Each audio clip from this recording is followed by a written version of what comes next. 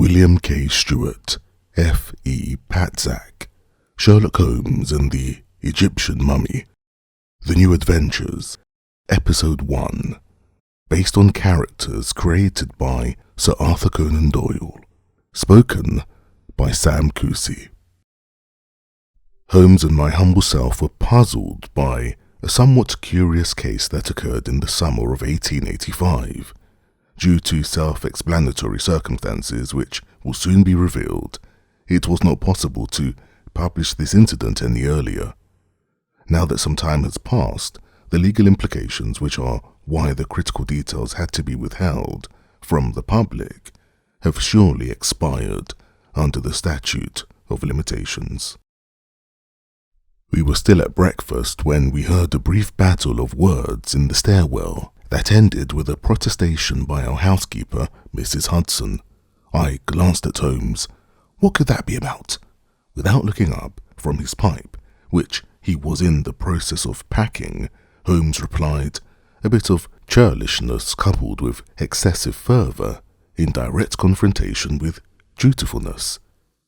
The tumultuous guest had meanwhile slipped past the good Mrs. Hudson and soon proceeded to knock vigorously on the front door. Holmes raised an eyebrow, a clear sign that he had only limited patience for such behaviour, but his curiosity prevailed. He gestured for me to answer the battered door. This was not how I had imagined my day to begin, but now there was nothing to be done about it. I went to the door and opened it. "Good morning, sir," I started. "Am I correct to assume that you are experiencing a certain sense of urgency?" The man at the door was a 50-year-old professorial type, with glasses and a full beard. I was sure I had seen him before, but I couldn't remember the occasion. "You must excuse me," he gasped, still winded from his charge up the stairs. "I must speak to Mr. Holmes immediately. It's a matter of life or death. Actually, mainly death." I invited him in. Holmes had already gotten up from the table as the man approached. "Thank goodness, Mr. Holmes," he cried excitedly. Holmes remained calm and nodded at the man. "Good morning, Director." Then he turned to me. "Watson, do you know Mr. Edward Thompson, the Director of the British Museum?"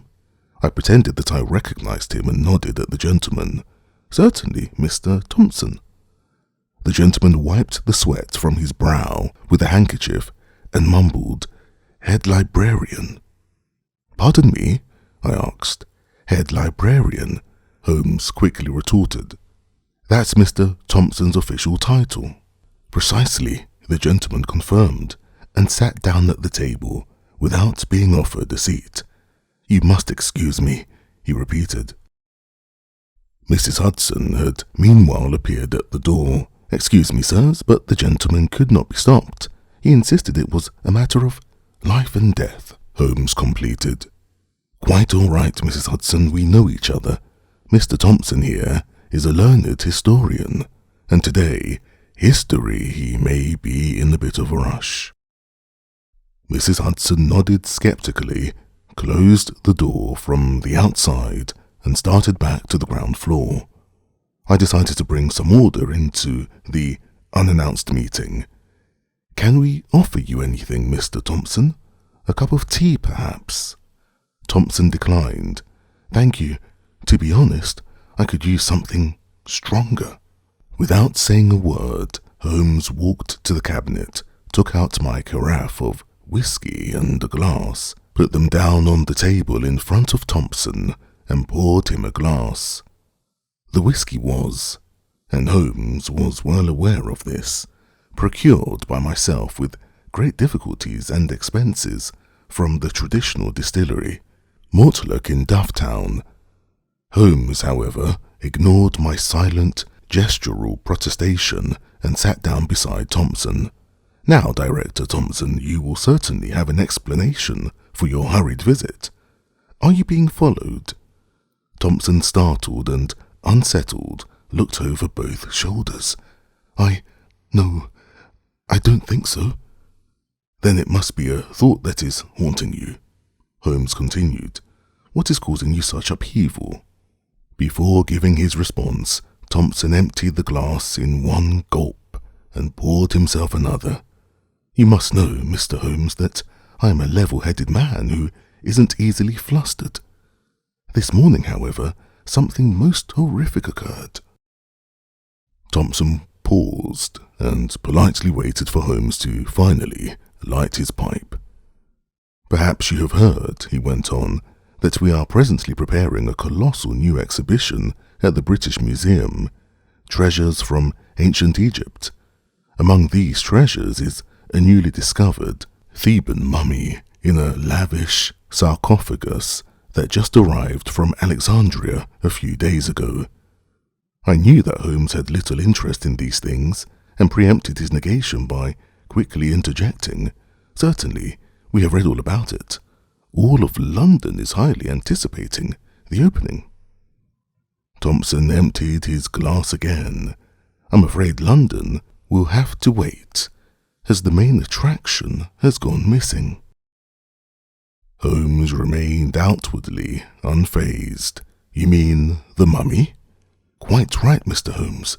I am referring to the mummy," Thompson replied in a shaky voice. "When I opened the sarcophagus an hour ago, it was empty. The mummy had vanished. Yesterday, everything was still in order, but now—" I had to interrupt. "You're not entertaining the notion that your mummy stood up and walked away, determined to tyrannize the Queen's good subjects in the heart of the Empire?"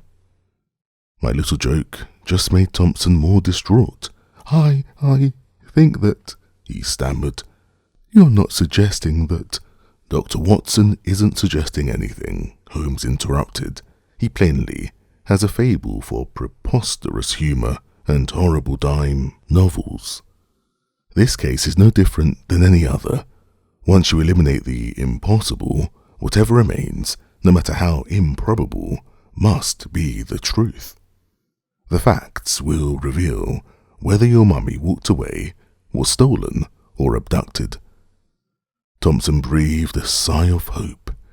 "You will agree to take on the case. Money is no object. If the mummy doesn't show up, the museum will be doomed anyhow, and I'll be doomed." "Not to worry," Holmes reassured. "We will seize your mummy and bring it back. Dead or alive," I added to my own amusement, which received no more than an anxious glance from Thompson and a punishing one from Holmes. The museum director promptly refilled his glass with my precious scotch and drank it down. "First of all," Holmes explained while I quietly picked up the carafe from the table and placed it back into the cabinet, "it's important that you keep a clear head. In 2 hours, we will visit the museum and inspect the scene of the crime. While we are there, I ask you to please introduce us to everyone who had access to the collection." Thompson stood up. "Very well, Mr. Holmes. Thank you, Mr. Holmes," he said a long-winded goodbye before I was finally able to accompany him to the door. Holmes's grey eyes sparkled as the door clicked shut. The case seemed to have caught his imagination in a most enthusiastic way. "Holmes," I tried to calm him, "you mustn't be considering going on a mummy chase." "My dear Watson, we are both scientists. You know as well as I that a corpse, no matter how well embalmed, cannot be brought back to life after 5,000 years. Not through magic spells, not by electricity, or the likes. I dare say Ladies Shelley and Webb Ludan would beg to disagree." I countered with a wink that remained unreciprocated. "Fiction, good Watson," Holmes replied dryly. "That's fiction. Science and fiction are fundamentally divergent things and in no way compatible. What do you suggest, then?" "We will abide by the facts. Knowledge, observation, and deduction are the cornerstones of my method, which by now you should be sufficiently familiar with. On now, let's go to the British Museum." A half-hour later, we were sitting in a coach on the way to Bloomsbury, where, not far from Russell Square, stood the museum, which was built in the classicist style. Holmes displayed a peculiar, joyful feeling of anticipation, which I could not share. The mummy craze that had gripped England and parts of the continent decades ago, following Napoleon's expedition to Egypt, never interested me much. Aristocrats in particular enjoyed purchasing mummies and presenting them as attractions at the more frolicsome sort of parties. A highlight of these parties was the act of unwrapping the broad strips of linen covering the long-deceased bodies.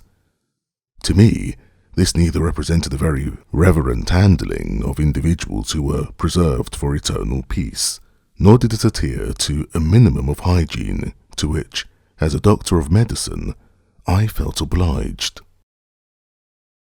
After a few minutes of silence, Holmes said to me as if he had read my thoughts, "Watson, you are certainly aware of the fact that the majority of mummies throughout Europe are fakes.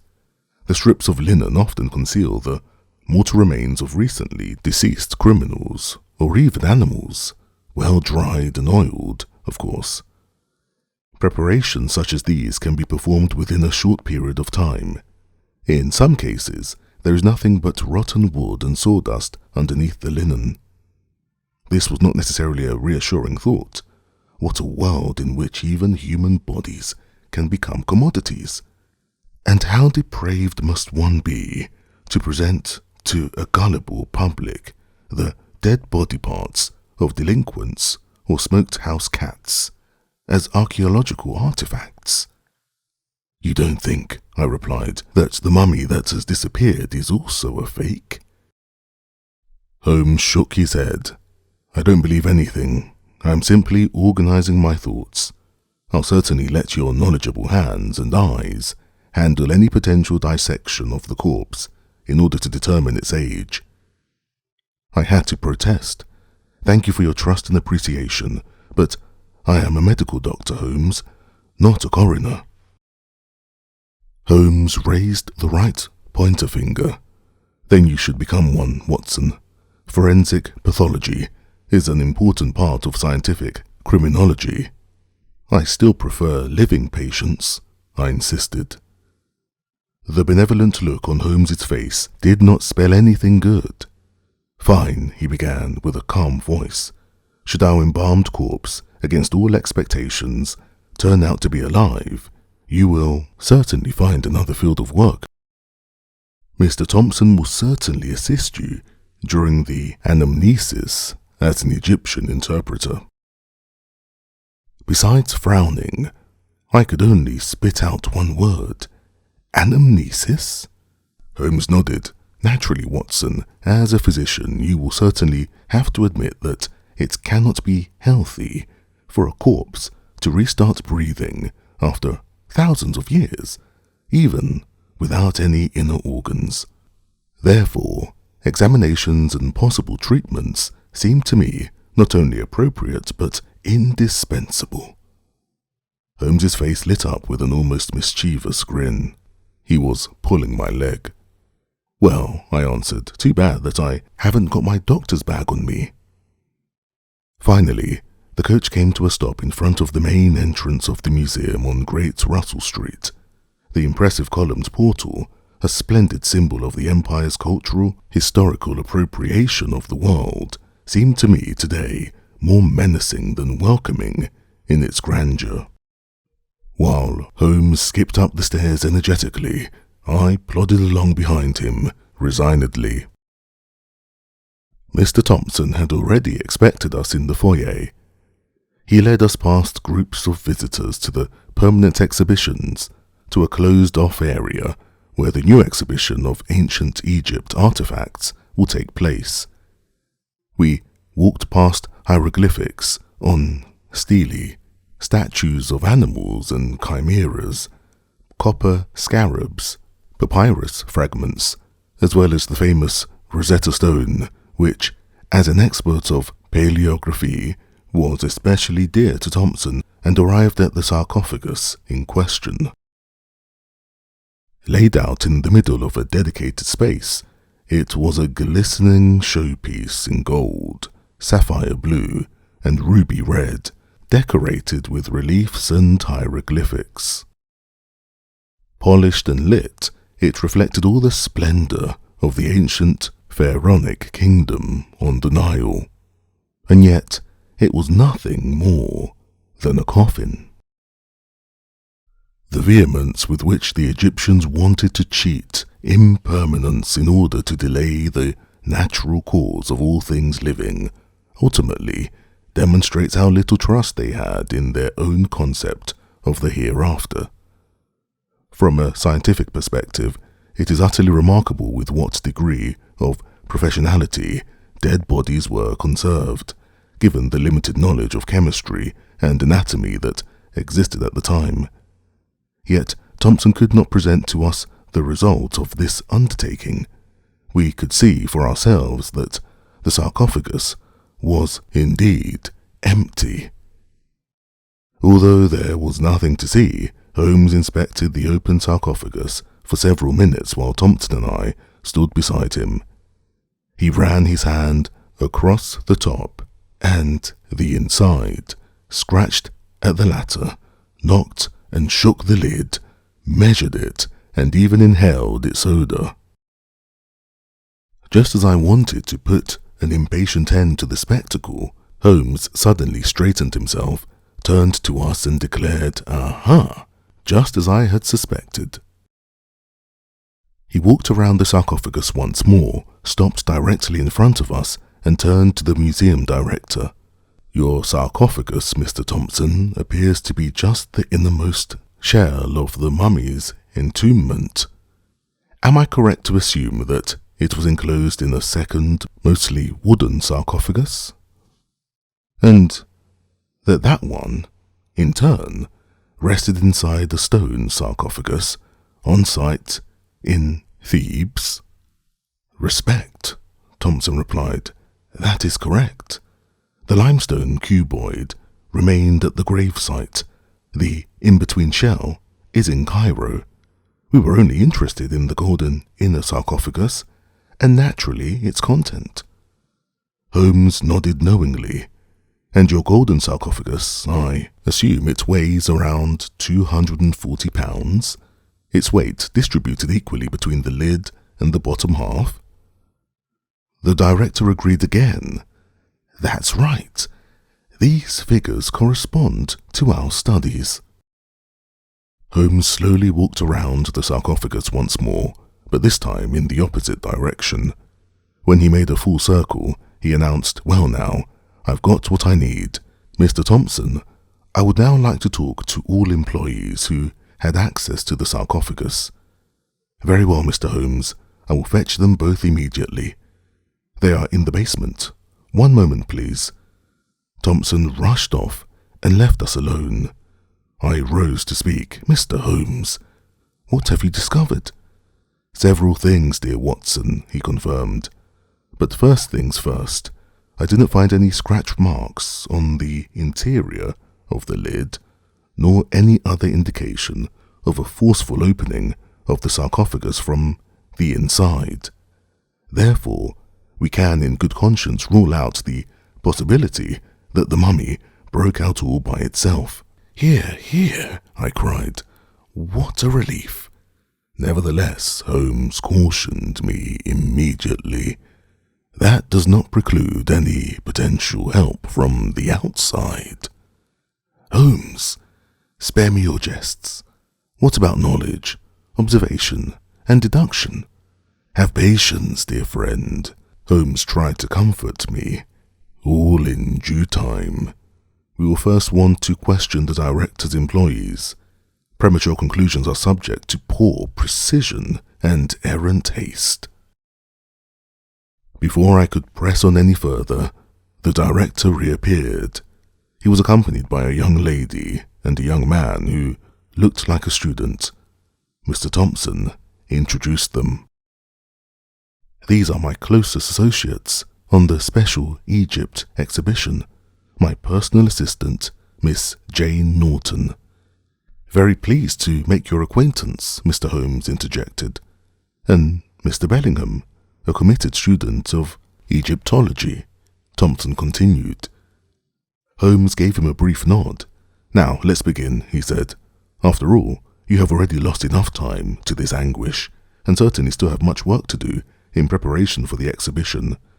So, we don't want to keep you away from your tasks for too long. Strain was written on their faces. Thompson apparently had high expectations for his employees. Bellingham, hardly over 20 years old, looked exhausted. His hair was in a mess and appeared to be greying from the dust in the basement. Miss Norton, who was about the same age as her colleague, looked equally tired. The right sleeve of her white smock was stained with brown dust. Holmes, who noticed the stain, immediately assumed the role of courteous gentleman and pulled out his handkerchief. "Oh, may I?" he said with a smile, took her hand and dusted off her sleeve. For poor Miss Norton, however, this gesture was a bit too forthcoming. Her face was noticeably blushed as Holmes returned his handkerchief to his pocket. For me, on the other hand, this was certainly not the first time I had observed Holmes attempt to unnerve his subject during questioning. I assumed that this was what he was presently engaged in. "Miss Norton," Holmes finally began, "how long have you been working for Mr. Thompson?" The interviewee had collected herself again and responded quickly. "For 2.5 years. And how did you become associated with this exhibition?" The director interjected. "You must know, Mr. Holmes, Miss Norton's father and I were fellow students at the University of Oxford. Mr. Norton grew severely ill a few years ago, and Mrs. Norton regrettably passed away over 15 years ago. I therefore saw it my duty to—" "I understand," Holmes interrupted. "Miss Norton, when did you last see the mummy?" "Last night," she answered. "Mr. Thompson and I closed the sarcophagus before we locked up the hall and left the museum." "And at that point, the mummy was still in its place?" Thompson nodded vehemently. "Naturally." "Naturally," Holmes repeated. "Let's discuss this morning. Where were you, Miss Norton, when it was discovered that the mummy was missing?" "In the basement storage," she explained. "I was in the process of bringing up the copper scorpions to place next to the scarabs. I heard Mr. Thompson scream and immediately ran upstairs." "That's correct," confirmed the director, although it took some time before she arrived since the basement is quite maze-like.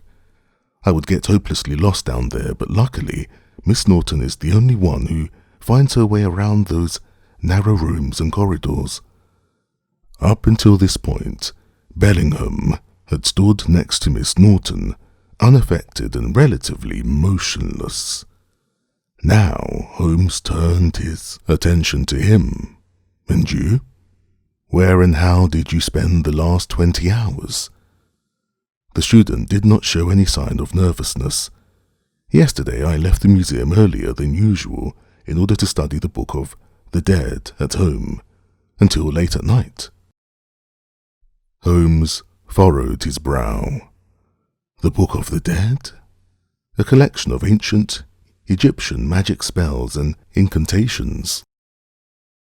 Bellingham explained and suddenly began reciting, O Ammon, who art in heaven, turn thy face upon the dead body of the child and make your child sound and strong in the netherworld." Thank you, Holmes interrupted. "Very impressive. You know," Bellingham continued, "Egyptian mythology is my speciality. That's why I applied to this museum when I learned of this new exhibition." "Mr. Bellingham is a temporary hire. He just started recently," confirmed Thompson. "His expertise and particularly his enthusiasm are impressive." "Indeed," muttered Holmes, more to himself than to the others. "And today, Mr. Bellingham? When did you arrive here today?" "Just 2 hours ago," he answered. "Miss Norton subsequently informed me of the mummy's disappearance. At that point, Mr. Thompson was likely still with you, Mr. Holmes. Holmes nodded. He embarked to pace around the sarcophagus once more, but stopped halfway and turned around. Miss Norton, Mr. Bellingham, that would be all for now. I thank you for your time and cooperation. You can now get back to work. Should I have any further questions, Mr. Thompson was so good as to note down your addresses for me. Thompson nodded at them both in affirmation, upon which his assistants quickly returned to the basement. Mr. Director, sir, I have one more question for you, Holmes said as soon as we three were alone again. Is it true that there are 3 people who, independently from one another, have access to this hall with their keys? Thompson answered without much thought. Well, that is of course true for Miss Norton and Mr. Bellingham. They are the only ones who have keys to this hall. They're not exactly the only ones, Holmes corrected. Don't you also have all the keys? Thompson began to stutter slightly. Naturally, but Mr. Holmes, what are you inferring? You don't believe that I myself... I don't believe anything, Mr. Thompson, Holmes quickly objected. I put the facts together. It is a fact that this hall is only accessible through one single door. It is a fact that this door was not opened forcefully last night. The lock remains undamaged. It is a fact that only 3 people have the keys to this door. Thompson wiped the sweat off his brow with a handkerchief. That is all correct, Mr. Holmes, but that doesn't make any sense. Not yet, Holmes corrected. If you allow, Dr. Watson and I must now bid adieu. I have some more investigating to do, upon which we will surely convict the culprit or culprits. Good day, Mr. Thompson. Holmes left the hall with vigorous steps. I followed him with a slight delay. The museum director stayed behind, a bit perplexed, looking at his empty sarcophagus. In front of the museum, Holmes was finally ready to talk about the state of things, yet he quickly turned the tables. So, Watson, he asked, what did you notice in there? You treated the employees with velvet gloves, I answered quickly, but then turned up the pressure on the director. You furthermore brought his assistant's loyalty to him into question. What do you expect from this? A sense of insecurity, Holmes explained. The 3 of them will now certainly talk about it, and possibly suspect one another. If one of the culprits is indeed among them, then he or she should know that we are closing in. Is one of the 3 the perpetrator? Holmes shook his head. Not necessarily, but possibly. There could naturally be more keys that Thompson doesn't know about, and for a professional burglar who knows his trade, it is not a difficult task to open a locked door without leaving a trace. This explanation left me a bit puzzled. I searched his face. Do you mean to tell me that we know nothing? I cried with some frustration. Holmes smiled amusedly. Far from it, dear friend, he retorted. We know, for example, that the thief has a specialized interest. Who else would steal an ancient mummy of no significant monetary value, but leave behind the actual valuable golden sarcophagus? Not to mention the other jewels in the exhibition. This means the motivation here is not merely personal enrichment. That was some good insight indeed. I was upset at myself for not considering this on my own. Besides, Holmes continued, there were certainly at least 2 culprits. One person, let alone a young lady, would hardly be able to open such a heavy sarcophagus. I thought for a second, and then dared to share such a theory that I immediately regretted. Miss Norton and Mr. Bellingham could have committed the crime together without any trouble. Slow down, my dear Watson.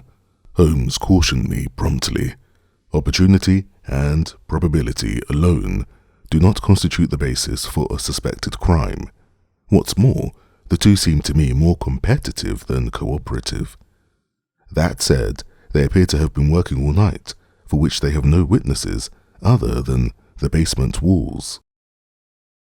Before I could say anything, Holmes flagged down a carriage, and as he was stepping in, he turned to me and said, "Our paths part here for now, Watson. I still have some important procurements to make on the way. We'll meet later on Baker Street." "And what should I do?" I asked with a subtle note of protestation. "When you're able, please speak to the museum guard," Holmes begged. "The British Museum, with all its treasures, is certainly not left unguarded all night. Find out about the safety protocol in place during closing hours." I felt quite honoured that Holmes entrusted me with such an important task. "All right," I answered dutifully. It later occurred to me that this was more occupational therapy than a necessary investigation. When I arrived at Baker Street around 2 hours later, indeed equipped with relatively few new insights, I found Holmes working in his small laboratory, performing chemical analyses. He seemed entirely preoccupied and hardly took notice of my arrival. I observed him silently for 5 minutes before he looked up. "Come here, Watson," he ordered. I approached, despite his rather rude tone. He held a small dish with brown powder in it up to my nose. "Smell, Watson." I took a deep sniff. It was a flattering scent with an oriental note, somewhere between Levantine and Anatolian spices and the sweet smoke of Maghreb shishas. "And?" Holmes inquired. "Pleasant," I answered. "Sweet and spicy at once. Interesting." Holmes held out a small teaspoon. "Try it." I hesitated and looked at Holmes skeptically. "Holmes, this isn't a psychotropic substance such as cocaine or the likes? You know that as a physician I reject these things." No, he assured. "Certainly not. Trust me." I took the spoon, shoveled a small amount of the powder onto its tip, and looked at Holmes with a stern expression. "No drugs?" Holmes shook his head with a smile, and I put the spoon in my mouth. The flavour corresponded to its scent. The aftertaste was a bit salty and smoky. All in all, a pleasant spice mixture. "Well now," I said, after swallowing down the spoonful, "exquisite this mixture. Would be perfectly suited for an Eastern Mediterranean barbecue." "What is it?" "Mummia," Holmes replied. I gasped. I was able to let out "excuse me" between fits of coughing and gagging. Holmes clapped my back paternalistically. "Pulvis mummiae." "Mummy powder," he repeated. "It's made by finely grinding down a mummy." Mummia has been regarded as a medicine for centuries, millennia even. I gagged twice more, spit into my handkerchief, and then loosened my collar to supply my red face with more oxygen. "Damn it, Holmes," I gasped. "I know very well what mummia is. You let me eat a ground mummy? Have you lost your mind?" "Calm down," Holmes replied. "Most available mummia is not made from genuine Egyptian mummies, but from fakes." "How comforting," I cried, still upset. Then all I was party to was standard cannibalism. Where did you even get this stuff? No reputable pharmacy would dare to sell this nonsense these days. "A colleague of yours was so good to give me some," Holmes explained. "A colleague? A wretched quack is what he is," I said, outraged. "I want to know his name, Holmes. I will report the fellow. They should revoke his medical license." "Calm down, won't you?" Holmes said. "You're being childish. The doctor reckoned." "Doctor who?" I insisted. "Would you be so good as to tell me his name?" Holmes sighed. "If it relieves you, Watson, I was given the sample by a certain Dr. Jekyll. His practice is on Cavendish Square. I jotted down his name and address in my notebook and told myself I would give my colleague a piece of my mind when I got the chance. But it would never come to that. When I wanted to look him up sometime later, he had mysteriously died. But that is another story. I slowly regained my footing. Well now, Holmes, what did you want to achieve with this exercise? I poured myself a glass of whiskey in order to flush my mouth. Holmes pulled out his handkerchief, unfolded it, and shook it over a plate.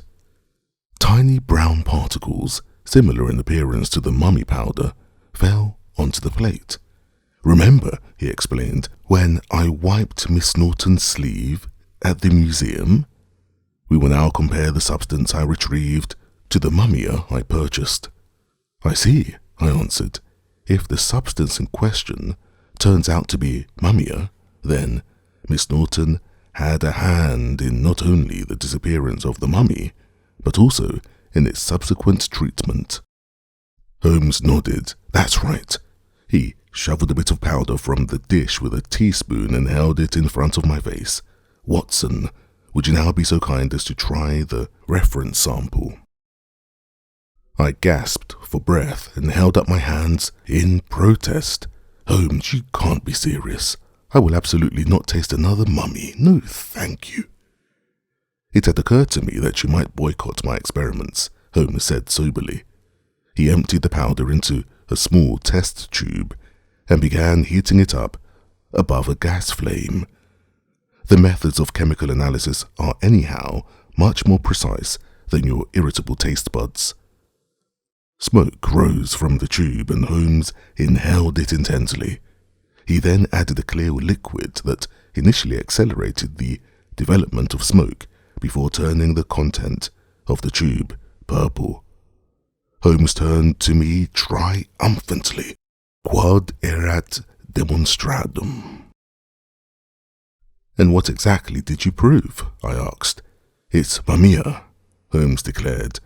Verifiably tar, balsamic resin, and potash.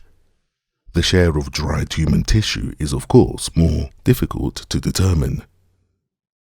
I was somewhat astonished. You can determine all this from your little experiment? Holmes smiled impishly. No, it's not that simple. I had already performed some other analyses before you arrived. That would mean that my mummy tasting was entirely superfluous, but I would not let myself get upset again. Good, I said calmly. And how shall we apply your newfound knowledge? It appears, Holmes explained, that Miss Norton manufactured mummia in the basement of the museum. The mummy thus left the gallery as a powder. This means that the mummy has likely been destroyed, which Mr. Thompson will not like to hear. We know that Miss Norton sought genuine mummia from the remains of a real pharaonic tomb. Nevertheless, there are still two unknowns. Firstly, who helped Miss Norton? And secondly, why did she do it? I'm sure you already have a plan for finding the answers to your remaining questions, I presumed. Naturally, my good Watson, Holmes confirmed. We will simply ask Miss Norton straight away. Around an hour later, it was dark by now, we went to the address Miss Norton gave us and stood before her apartment door. We were a trifle surprised that she lived on Brick Lane in the East End. It seemed that her family must have experienced some sort of social decline. Miss Norton opened the door immediately as if she was expecting us. Mr. Holmes, Dr. Watson, she greeted us. I presume you would like to enter. Please, come in. She led us to a sparsely decorated room that had a single adjoining room. She sat down at a simple wooden table and offered us seats. While I sat down, thanking her, Holmes declined the offer and got straight to the point. Thank you, Miss Norton, I prefer to stand. I believe you know why we are here." She nodded slowly. "My father told me it wouldn't take long before you showed up. He said you were England's finest detective after all." "What? Only England's?" I asked with an ironic undertone. Holmes ignored the comment. "Am I correct to presume," he continued his questioning, "that your father was your accomplice that night at the museum? That he helped you to lift the cover of the sarcophagus and steal the mummy?" Miss Norton seemed almost apathetic, yet affirmed the question with a nod. Holmes turned up the volume. "In the catacombs of the basement, which no one knows better than you set up everything necessary for grinding down the mummy. There, you and your father likely set up a small mechanical powder mill without anyone noticing. I must admit, rather brilliant, yet simple. Who would suspect such a thing from a theft?" Miss Norton knew she had been caught. The evidence would be found at the latest in the course of an inspection of the British Museum's basement. She stood up, walked to the door of the adjacent room, and was about to open it. "I'd like to show you something," she said. Holmes and I followed her through the door and found ourselves in a darkened room. The only light came from a flickering candle on a dresser. In one of the dark corners of the room, there was a hairy human form whose silhouette was difficult to make out. As Holmes and I walked to the center of the room, the form slowly approached with heavy and unsteady steps. The candlelight first only illuminated one arm, bandaged with narrow strips of linen up to the fingertips. Next, we could recognize a head. This, too, was bandaged almost entirely with the exception of the eyes and mouth. My heart beat in my throat. It was clear. Before us stood the mummy. It took another step towards us and said, "Good evening, gentlemen." Holmes remained calm. "Mr. Norton, I presume?" The mummy figure nodded. "Please excuse my appearance, but my illness does not allow for proper evening dress." In full candlelight, they could now see that Norton was wearing a kind of nightgown. Almost his entire body was bandaged, and he found it difficult to speak. "I am suffering from a largely unknown illness that is slowly eating up my skin and outer body tissue. The doctors are clueless and have already given up. All the unsuccessful treatments have exhausted my entire fortune. Naturally, I haven't been able to be seen in public during the daytime for years." "That is certainly a difficult and unfortunate circumstance," Holmes replied, "for you and your daughter. Nevertheless, you will understand that I am also interested in the whereabouts of the Egyptian mummy." "Naturally, Mr. Holmes," Norton replied. "Unfortunately, the mummy has been almost entirely destroyed. That is to say, pulverized. After thousands of years, the corpse of a mummy, despite of its treatment, has shrunken greatly and only offers little substance." He pointed at several jars on the dresser that evidently contained mummia. "The mummy powder is my last hope for healing. Perhaps it could, when applied on the outside and inside, stop the decaying of my living flesh, or at least slow it down." "Mr. Norton," I interjected, "as sorry as I am, but science has proven that there is no serious medical application for mummia, not even for the regeneration of tissue. Modern pharmacology has rightly removed it from its array of treatments. It's nothing more than a superstition." Norton shook his bandaged head. "Dr. Watson, if one is in my desperate circumstance, then one is susceptible to believe many things. An archaeologist friend of mine who works in Cairo informed me of the delivery of the new mummy to the British Museum. What's more, he was under the impression that, although it had not yet been determined with certainty, the mummy was a find from a real king's tomb, and that it was a pharaoh from the time of Ramses." "Who, if not a descendant of the sun god himself, could be more promising. But that hope has been lost now, too. Then Norton turned to Holmes. "Mr. Holmes, I am ready to accept the consequences and accompany you to the police station. My life is over anyhow. However, I beg you most fervently to put in a good word for my daughter." 3 weeks later, the grand opening of the new and expanded ancient Egyptian collection took place at the British Museum, according to plan. It was a huge success. All of London was talking about it. Especially beguiling was the new sarcophagus, which was displayed open and seen by the public for the first time, and inside of it, wrapped in thick bandages, was the mummy. Holmes and I were also invited to the festivities. The elated director Thompson thanked us profusely and repeatedly for having saved his exhibition and returning the lost mummy. Within 72 hours we had found it, packed it into a simple wooden crate, and returned it to the museum. To the police we reported that, although we secured the stolen property, the thieves, likely a band of professional criminals from Germany, regrettably got away, and were probably back on the continent by now. There would be little chance of catching them. We left the opening party early. Holmes smiled contentedly as we were descending the steps in front of the museum. I, on the other hand, still had my doubts about the outcome of our case. "I appreciate your self-satisfaction," I began, "but isn't it so that we had a hand in the triumph of injustice? You lied to the police, after all."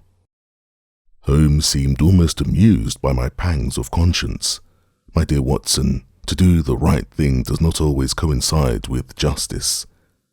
Or would you like to discuss the fine line between legality and righteousness with the judge?" After some brief consideration, I had to disagree. "I am a physician, Holmes, not a lawyer, and least of all a moral philosopher. But you must answer me 2 things. Holmes stopped in his tracks. "Go on," he encouraged me. "Well, for one, I would like to know where Mr. Norton and his daughter are. I gather that Thompson granted his assistant a long paid vacation.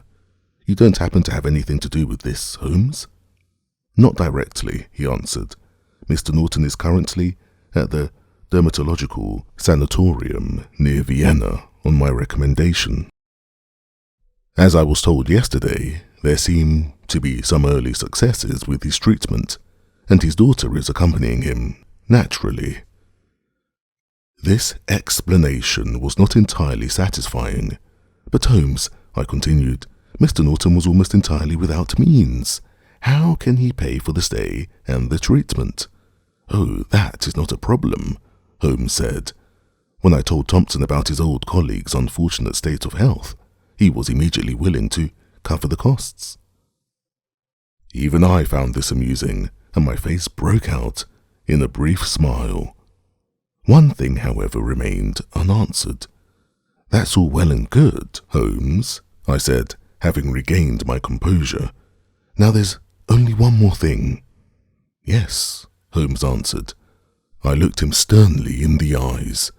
"Who or what in God's name is lying in that sarcophagus?" "My dear Watson," Holmes replied, "you certainly know the Victoria Lodge gatehouse at the north end of Hyde Park." I nodded. "Well, the gatekeeper there, Mr. Winbridge, set up a small, naturally unofficial cemetery hidden in the backyard." "Good heavens," I interjected. "You didn't exhume a corpse, did you?" Holmes looked innocently. "Why not?" he asked, unstirred. Since we were still on the square in front of the museum, I whispered, "Concerning this, the legal and ethical circumstances are unambiguously clear. You can't just steal a human corpse and exhibit it in a museum." Holmes raised an eyebrow. "No? Is what Egyptologists and mummy researchers do substantially different? But no need to get upset, Watson. I didn't do anything of the sort. The small necropolis in Hyde Park is a pet cemetery. It is the burial ground for mostly cats and dogs, and a monkey. This one, a small chimpanzee, was kindly given to me by Mr. Winbridge for a small fee. With Miss Norton's expert help, I prepared the animal carcass. I am happy to give you the details at a later time, so that it more or less resembles our lost mummy. At least as long as nobody removes the bandages, the deception will remain undiscovered. In light of this admission, I was literally at a loss for words. Without any further comment, I followed Holmes to the street where a coach was already waiting for us. Behind us, inside of the museum, Mr. Thompson, admired by the visitors, celebrated by the press, was still proudly presenting the marvelous golden pharaoh sarcophagus, in which an ordinary chimpanzee was laid to rest so that it could stand before Osiris's Hall of Judgment. The end. This has been Sherlock Holmes and the Egyptian Mummy, The New Adventures, Episode 1, by F. E. Patzak, narrated by Sam Kusi.